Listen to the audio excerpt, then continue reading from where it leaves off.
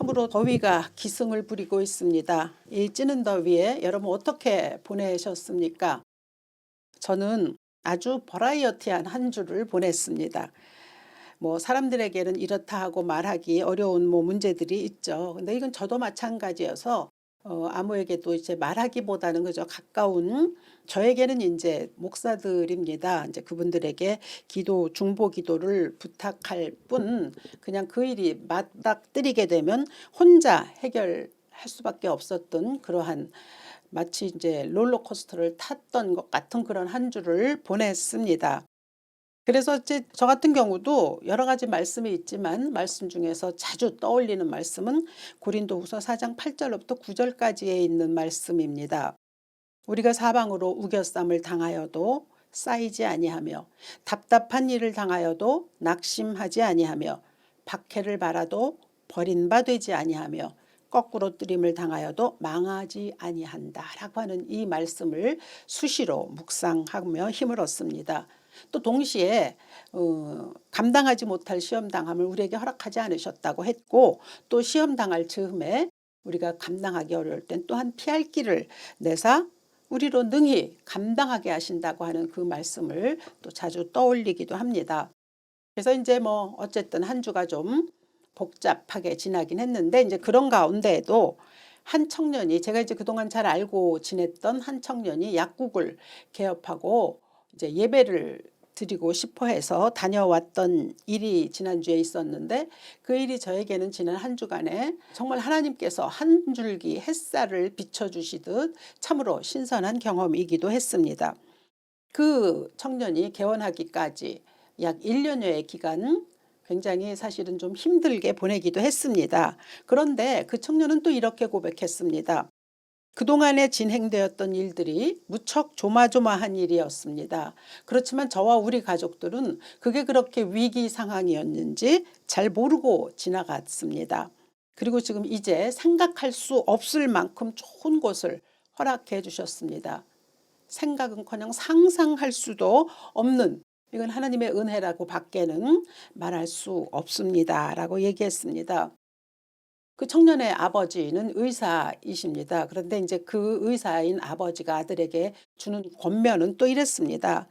의사 또는 약사의 삶은 매번 사실 아픈 사람들을 만나잖아요. 그러니까 피곤하다. 그렇지만 사람 귀하게 여기면 나머지는 하나님이 다 알아서 하신다는 것을 이 아버지가 경험적으로 체험했다. 그러니 너도 사람을 귀하게 여기는 것을 우선으로 하라는 말씀을 주셨습니다. 그래서 그것을 이렇게 듣고 있는데 참 뿌듯하다고 할까요? 하나님은 우리의 일상에서 끝없이 우리를 돌보신다라고 하는 것을 이제 간접적으로 경험한 것이죠. 그래서 참 기분 좋은 시간을 보냈습니다. 제가 목회를 하면서도 경험적으로 느끼는 거지만 하나님이 손대시면 일이 정말 술술 풀립니다. 이건 뭐 어떻게 해볼 도리가 없는 일이에요. 설명도 할 수가 없는 일입니다. 그런데 이제 아무리 내가 급하지만 그 길이 하나님이 보실 때 아니면 막으십니다.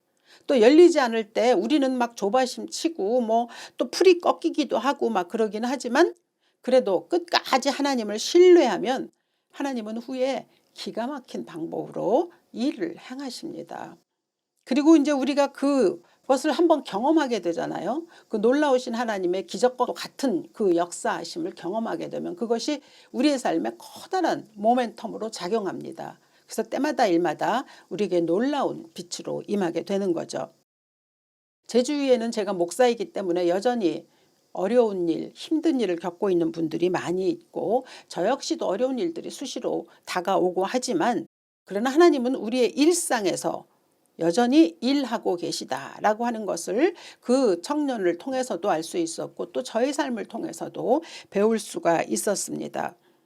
그러면서 또다시 느낀 것은 예배와 성도의 교제 참 중요하구나라고 하는 점이기도 했습니다.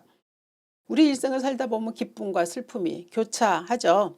힘듦 또 수월함 그게 번갈아 생기지만 그렇다 하더라도 아무튼 인생이 고달픈 것은 사실입니다. 그런데 제가 오늘 강조하고 싶은 것은 아무리 어려울지라도 하나님은 그 가운데서 한 줄기 햇살을 우리에게 비추어 주신다라고 하는 점이죠. 그리고 그 햇살은 하나님께서 비추어 주시는 그 한 줄기 햇살은 우리를 충분히 이길 수 있도록 만들어 주시는 하나님의 은혜가 되긴 하지만, 그런데 문제는 이제 우리가 구름이 짙은 것만 본다는 거죠. 그 구름이 너무 크게 보이죠. 그래서 햇살을 미처 느끼지 못하거나 아니면 그 햇살 가지고는 만족하지 못하기 때문에 그 하나님께서 우리에게 비춰주시는 것으로 우리가 충분치 않다고 느끼는 경우가 많이 있습니다. 이것은 이제 애굽에서 나온 이스라엘 백성들도 마찬가지였습니다. 저들은 역사적으로도 무척 고된 삶을 살았습니다. 그러나 그 가운데에서도 애굽의 노예로 살았던 400년의 기간은 저들의 역사에서 아마도 지우고 싶은 그런 기간이었을지 모릅니다. 그런데 이제 그 400년을 살면서 애굽에서 노예로 살았다는 것이 이제 타성이 붙은 거죠. 동화돼 버린 거죠. 그래서 이들에게는 하나님의 선택된 민족으로 살아야 할 그 자긍심이 있었지만 그걸 그냥 잃어버리고 그냥 광야에서도 그냥 노예 근성을 말하자면 버리지 못한 채로 살았습니다. 그러니까 말하자면 원래 백조인데도 불구하고 자기 자신을 미운 오리 새끼로 알고 지냈던 그 얘기같이 하나님의 선민임에도 불구하고 애굽의 노예로서의 그 삶을 버리지 못했다는 거죠. 그래서 지금 오늘 본문에 보면 애굽을 떠난 지 약 2달쯤 되어 신광야에 도착했을 때 불평이 막 시작된 거죠. 3절을 읽어보니까 이스라엘 자손이 그들에게 이르되 우리가 애굽 땅에서 고기 가마 곁에 앉아있던 때와 떡을 배불리 먹던 때에 여호와의 손에 죽었더라면 좋았을 것을 너희가 이 광야로 우리를 인도해내어 이 온 회중이 줄여죽게 하는도다. 그러니까 이들의 말을 가만히 들어보면 그 애굽에 있었던 그 기간, 그것을 어떻게 파악하고 있는지가 드러납니다. 사실 그 기간 동안 그들은 애굽에서 노예로 지났기 때문에 부끄러워해야 하고 또 수치스러워해야 합니다. 그래서 어떻게든 여기서 우리가 나가야 한다. 탈출해야 하고 해방해야 하고 자유인으로 살아야 한다는 것을 떠올려야 합니다. 그런데 그들은 그 애굽을 그저 고기와 떡을 마음 놓고 먹을 수 있었던 곳으로 그렇게 기억하고 있다는 거죠. 이것은 참 불행한 일이기도 한 거죠. 그렇기 때문에 하나님께서 저들을 이제 출애굽하셨을 때에 대한 그 감격이 없습니다. 출애굽, 그것은 하나님께서 이스라엘 백성들을 자유케 하심으로 이제 너희는 선민으로서의 책임이 있다. 특권도 있지만 그러나 또 연대할 수 있는 의무도 있다라고 하는 것을 가르쳐 주시는 것임에도 불구하고 그 하나님께서 그들에게 주신 출애굽의 정신 갖지 못했습니다. 그냥 애굽에서 먹던 것에 대한 그것만 가지고 있을 뿐이죠. 우리 흔한 말로 개똥밭에 굴러도 이생이 좋다는 말을 많이 합니다. 그런데 이 말이 어떻게든 그냥 이 땅에서 그냥 길게 오래 사는 것을 뜻하는 말은 아닐 것입니다. 이 말 속에는 생명의 존귀함과 존재의 가치를 새롭게 여기라는 뜻이 들어 있습니다. 그러니까 아무렇게나 어찌됐든지 그냥 오래 사는 게 뭐 다 수가 아니란 뜻이죠. 다시 말해서 살아있음에 대한 찬가입니다.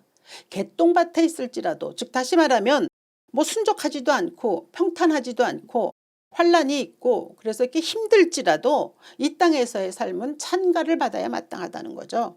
그런 뜻입니다. 그러니까 당연히 이 이스라엘 백성들에게 있어서도 이게 광야이니까 여러 가지로 불편하죠. 그렇지만 하나님의 선택받은 백성으로서의 그 자유함에 대한 찬가가 마땅히 우선적으로 있어야 하는데 이제 이 백성들은 그렇지 못했다는 거죠. 그런데 이제 이렇게 불만이 생기다 보니까 하지 않아야 될 말도 한 거죠. 차라리 죽는 것이 낫다 하는 말입니다. 사람이 극도의 어려운 일을 만나게 되면 자포자기의 심령으로 이런 말을 내뱉거나 아니면 차마 말하기 어려울 때는 그저 속으로 생각할 때도 있기는 하지만, 그러나 이 말을 절대 해서는 안 되는 것이 생명은 하나님께서 주신 것이기 때문에 그에 대한 저항이 되는 까닭입니다. 그러니까 이런 의미에서 이 이스라엘 백성들의 잘못이라는 건 그저 단순히 먹을 것에 대한 원망을 표했다는 것에 그치는 것이 아니고 하나님이 그들에게 허락하신 자유 또 사람됨의 가치를 무시했다라고 하는, 포기했다라고 하는 데 있습니다. 그러니까 우리가 아무리 사방으로 우겨쌈을 당한다 할지라도 하나님 말씀하십니다. 당하지 않는다. 답답한 일을 당할지라도 낙심하지 않는다. 우겨쌈이 우리를 쌓이지 못하도록 하신다고 말씀하고 있거든요. 그러니까 어떤 경우라도 우리는 하나님이 우리를 어떻게 이 땅에 보내셨는가. 그러니까 하나님의 사람답게 살아야 한다는 게 가장 중요한 일이기도 합니다. 하나님께서 우리에게 부여하신 인간으로서의 가치를 상실한다는 것이 얼마나 비참한 일인지 모릅니다. 우리가 살면서 이제 문제를 만나잖아요. 이게 뭐 다른 사람으로 인하여든 아니면 어쨌든 많은 문제들이 생겼을 때 가장 힘든 것은 바로 이 점입니다. 경제적인 어려움, 뭐 건강상의 염려 이런 것보다 더 큰 것이 한 인간으로 제대로 서 있지 못하는 것을 바라볼 때 그때 오는 슬픔이라고 말할 수 있죠. 그것이 자녀이든 아니면 또 어떤 뭐 우리의 혈육이든 지인이든 어쨌든 그 한 인간이 하나님의 사람으로 올바로 서 있다면 그러면은 그 밖에 다른 문제들은 그렇게 대수롭게 여기지 않아도 될 수 있습니다. 근데 문제는 인간됨의 가치를 포기한 그것을 볼 때 이제 우리는 정말 때로 자괴감이 생기기도 하는 거죠. 하나님께서 이스라엘 백성들에게 주신 허락하신 것은 너희는 이제 더 이상 애굽의 노예가 아니다. 하나님의 백성이다. 그랬는데 이제 이들은 그렇게 하지 않았기 때문에 계속 그 애굽만 생각하고 있다 보니까 자연히 그 마음속에서 또 그들의 눈에서 하나님은 사라지게 된 거죠. 그러니까 이제 그때부터 어떻게 하느냐면 눈에 보이는 모세와 아론을 향해서 저들이 이제 우리의 이익을 최우선시하지 않는다라고 하는 데 대한 불평으로 그들에게 원망을 쏟아내는 거죠. 근데 이것은 뭐 우리도 똑같습니다. 우리의 삶 가운데 어떤 사물, 어떤 사건 그리고 사람을 대할 때 우리가 가지고 있는 신앙이 희석이 되거나 아니면 또 우리의 신앙이 불투명해지거나 하게 되면 불만이나 이런 원망이 그냥 눈앞에 보이는 바로 곁에 사람들에게로 쏟아집니다. 그래서 내 신앙이 지금 바로 서 있는가를 볼 수 있는 바로미터로 작용하기도 하는 거죠. 그러니까 잘 살펴야 합니다. 내가 지금 누구를 향하여 원망하거나 불평하거나 아니면 어떤 사건을 향하여 가지고 있을 때 나의 시선은 어디에 지금 꽂혀 있는가를 먼저 보아야 하는 거죠. 그래서 이렇게 사실 인생이 지지고 볶고 사는 건데 이제 이스라엘 백성들이 그랬거든요. 근데 하나님께서는 거기에 대해서 가타부타 말씀하지 아니하시고 모세에게 말씀하십니다.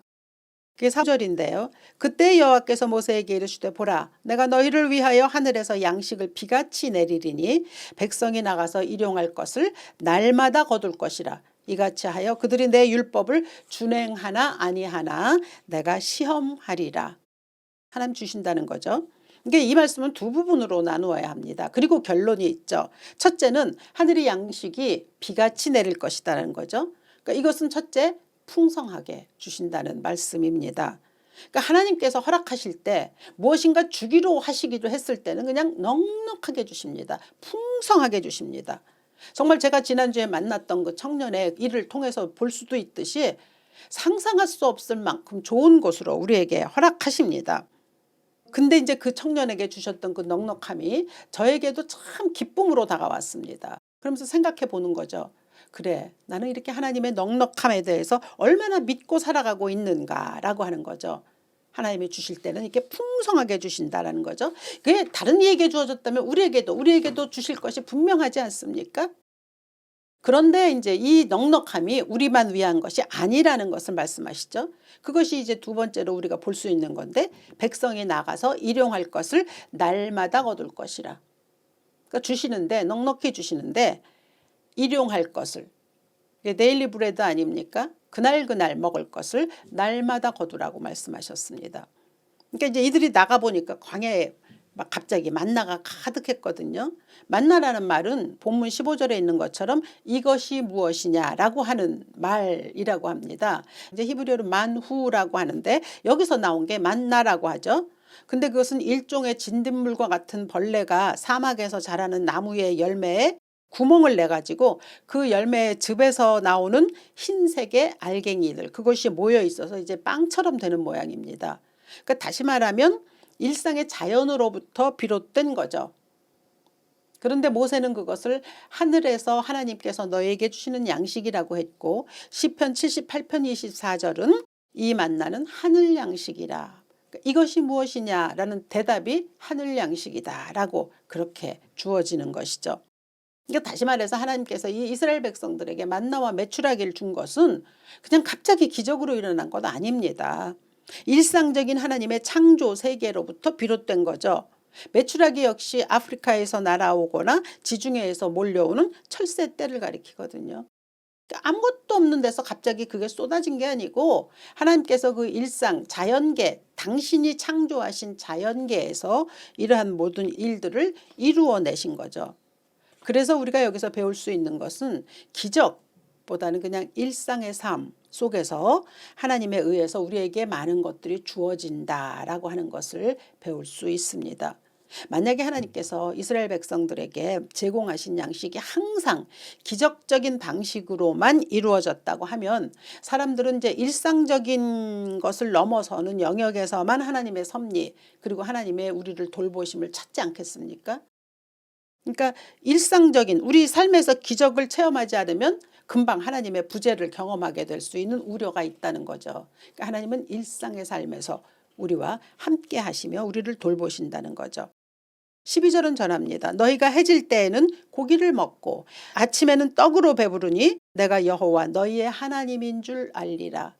이 말은 다시 말하면 우리가 일상에서 살고 있는 모든 것이 다 하나님으로부터 주어진 것이고 그것을 하늘 양식으로 고백하는 신앙의 고백이 우리에게 있어야 하고 한다는 말이거든요.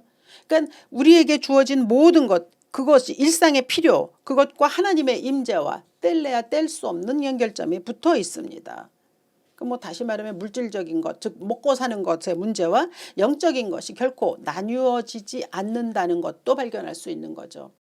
그래서 우리가 일상의 삶에서 하나님을 임재를 볼 수 있는 거 굉장히 중요하죠. 그리고 하나님이 두 번째로 지시하신 것이 더 중요할 수도 있습니다. 그것이 무엇이냐면 그날 필요한 것만을 취하라는 거죠. 눈 뜨고 나가보니까 그냥 사방에 가득합니다. 그런데 하나님이 말씀하시기를 오늘 너에게 필요한 것만 취하라고 말씀하셨거든요. 사람 견물생심 아닙니까? 그 많은 만나를 보면 막 더 주워 담고 싶을 것 같은 생각이 들죠. 그런데 하나님 그렇게 하시지 않으셨습니다. 그날 필요한 것만을 취하라. 16절 역시 여호와께서 이같이 명령하시기를 너희 각 사람은 먹을 만큼만 이것을 거둘지니 곧 너희 사람 수요대로 한 사람의 5멜씩 거두되 각 사람이 그의 장막에 있는 자들을 위하여 거둘지니라.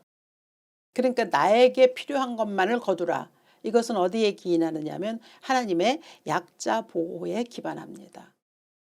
그러니까 하나님은 누구나 다 나누어 먹을 수 있고 저 사람이 배부른데 나는 배고플 수 있다라고 하는 현실 또는 사실에 대해서는 하나님 거부하시는 거죠.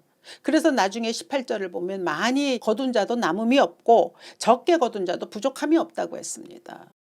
하나님이 꼭 필요한 만큼만 우리에게 주시라고 한 거죠. 예수님이 우리에게 가르쳐 주신 주의 기도문을 보면 일용할 양식을 구하라고 하셨거든요. 그리고 또 초대교회에서는 자기의 것을 팔아서 사도들 앞에 갖다 두면 사도들이 그것을 교회 내에 핍절한 사람들에게 나누어 주었습니다. 그래서 초대교회에서는 어려운 사람이 없었다라고 그렇게 전하거든요. 사실 우리 이 세상에서는 이 만나를 누가 많이 거두느냐 누가 많이 쌓아두느냐를 가지고 그의 능력을 평가하고 또 우러러 숭배하기도 하죠. 근데 하나님의 명령을 가만히 보면은 더 취해서 만약에 그걸 쌓아두잖아요. 사람들이 나가서 하나님의 명령에 거역해가지고 더 쌓아두게 되면 20절은 벌레가 생기고 냄새가 났다고 전합니다. 이거 기가 막힌 은유 아닙니까? 즉 하나님의 말씀대로 순종하여 취하지 아니하는 그것에 대해서는 그것이 무엇이든지 탐욕으로 인한 냄새가 진동한다는 거거든요. 그러니까 우리에게선 예수의 향기가 흘러나야 하는데 이러한 것에서조차 그렇게 되지 못하는 경우가 있음을 전하죠. 얼마 전에 읽었던 글인데요. 미국 상원의 원목이었던 리처드 헬버슨이라고 한 사람이 쓴 글이었습니다. 근데 그분이 이제 이 현대교회의 상황에 대해서 비판한 글이기도 합니다. 초대교회는 살아계신 예수를 중심으로 한 사람들의 교제로 이루어졌다.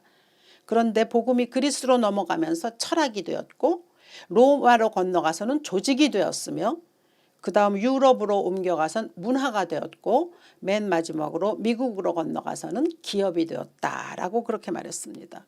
복음이 기업이 되었다는 거죠. 근데 이거 참 비판하기 어려운 현실이 뭐 우리나라에서도 일어나고 있기 때문에 네, 마음 아픈 일이죠. 그러니까 우리가 자꾸 그렇게 욕심 부릴 필요 없이 그냥 일상의 삶에서 내가 누릴 수 있는 거에 감사하고 그다음에 그것을 나눌 수 있는 그런 은혜로 살아갈 수 있으면 되는데 그렇게 못하는 거죠. 그래서 먹고 사는 것에 이제 족한 게 아니고 자꾸 쌓아두려고 하는 거 아닙니까? 근데 쌓아둔다는 자체가 하나님의 창조 질서를 무너뜨리는 행위가 됩니다. 그러니까 우리에게 필요한 것은 일상의 필요를 위해 그저 하나님만 의존하는 법만 배우면 됩니다. 그리고 그다음에 주어진 것을 나눌 수 있는 하나님의 법칙에 순종하기만 하면 되는 것이죠. 이스라엘 백성들을 보면 아침에 일어나면 눈 뜨고 보는 게 만나 아니에요? 그럼 무엇을 생각하겠습니까?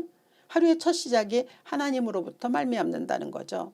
그리고 매일의 삶에서 매일매일 하나님께서 채우시는 것을 정말 몸으로 경험한 거 아닙니까? 하루도 빼지 않고 만나가 주어진 것을 어떻게 생각하겠습니까?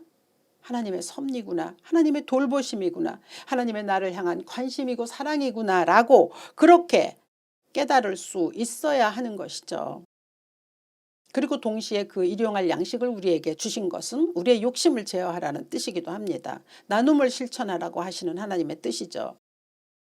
이것도 또 어떤 목사님이 써놓은 글에서 읽은 건데요. 모든 그리스도인들이 아니 대부분의 그리스도인들이 일상의 행동에서는 오히려 무신론자들처럼 산다고 말했습니다. 이게 무슨 뜻이냐 하면 우리는 기적을 통해서는 하나님을 쉽게 경험하지만 평범한 삶 속에서 단조롭고 고된 일들이 가득한 우리의 삶에서 아침에 일어나 눈 뜨고 직장에 가서 인간관계로 갈등하고 힘든 삶 속에서 하나님의 임재를 경험한다는 것에 대해서는 무지하리만치 그분을 의식하지 못한다는 거죠. 일상의 삶에서 하나님을 발견하고 하나님을 의지하는 것에는 너무도 우리가 말하자면 무디다라고 하는 것이죠. 그렇다면 무신론자와 다를 것이 없다라는 뜻이기도 한 것이죠. 하나님은 우리의 고된 삶 속에 계십니다. 그리고 우리의 모든 삶을 하나도 빼놓지 않고 다 보고 계십니다. 근데 이제 우리가 그것을 하나님이 이 어려운 가운데서 나를 보고 계시다라고 하는 것을 의식하느냐 아니면 의식하지 못하느냐에 따라서 우리 삶이 때로는 빈곤해질 수도 있고 때로는 풍부해질 수도 있습니다. 우리는 언제나 햇빛이 짱짱하게 내리쬐기를 바라잖아요. 그런데 의외로 하나님은 우리에게 구름 사이에서 비춰지는 햇살로 임하시기를 더 즐겨하는 것 같다는 생각을 참 많이 합니다. 저에게 개인적으로 주시는 경험도 그러했고요. 오늘 말씀에서도 일상의 만나를 주시되 다가 아니고 그 안에서 꼭 필요한 만큼만 쓸 수 있게 하시는 하나님의 은혜는 정말 그 구름 사이에서 내비치는 햇살과 같은 그러나 충족할 수 있는 그러한 은혜를 우리에게 허락하시지 않습니까? 가득 채운 만나보다 그날에 필요한 양만큼의 만나 혼자 다 누리고 싶지만 나누라고 하신 것처럼 어딘가에는 내가 그걸 나눌 때 그것이 한 줄기 빛으로 또 임할 것입니다. 그것을 하나님이 원하신다라고 하는 거죠. 고린도후서 4장 6절은 어두운 데에 빛이 빛이라 말씀하셨던 그 하나님께서 예수 그리스도의 얼굴에 있는 하나님의 영광을 아는 빛을 우리 마음에 비추셨느니라. 여러분들 마음속에 그 예수의 빛이 임하고 계십니까? 이제 그렇다면 이 빛을 우리는 또 어디엔가 한 줄기 빛으로 보여야 할 사람들입니다. 일상의 삶에서 기적을 체험하고 또 자연 속에서 초자연적으로 임하시는 그 하나님과 동행하는 축복을 받은 사람들이거든요. 그렇기 때문에 우리의 삶 가운데에서 나뿐만이 아니라 주위에 어떠한 사람이든지 간에 그들에게 한 줄기 빛을 나누어 줄 수 있는 우리 모두가 되어야 할 것입니다. 그래서 출애굽 시대에 하나님께서 저들에게 만나를 주신 것은 그 영광의 하나님, 영광의 빛으로 임하시는 그 하나님의 놀라우신 은혜를 우리가 체험하고 그것이 또 우리에게서부터 나누어질 수 있는 그러한 은혜의 사람이 되기를 원하시는 현대적인 적용이라고 볼 수 있습니다. 이러한 은혜가 여러분에게 가득하시기를 이 아침 주 예수의 이름으로 축원합니다. 살아계신 아버지, 만나는 기적의 산물이기보다는 하나님께서 우리에게 주신 하늘 양식입니다. 생명의 양식입니다. 우리의 몸뿐만 아니라 우리의 영을 살리는 음식입니다. 그곳에 하나님의 임재가 들어있음에 그 임재가 우리 안에서 역사할 수 있도록 우리 모두 놀라우신 하나님의 은총 가운데 거할 수 있도록 축복하여 주시옵소서. 그리고 또한 우리가 참으로 이 만나를 주셨을 때 모든 것을 다 독차지하는 것이 아니라 그중에 일부만을, 일용할 양식만을 나누라고 하셨습니다. 그것으로 내가 시험한다고 하셨습니다. 그러므로 우리의 믿음이 어디에 서 있는지 그 시험의 잣대로 이 모든 일들을 하나님의 말씀대로 행할 수 있는 그러한 그리스도인들 될 수 있도록 우리 모두를 축복하여 주시옵소서. 주 예수 그리스도 귀하신 이름으로 기도합니다. 아멘.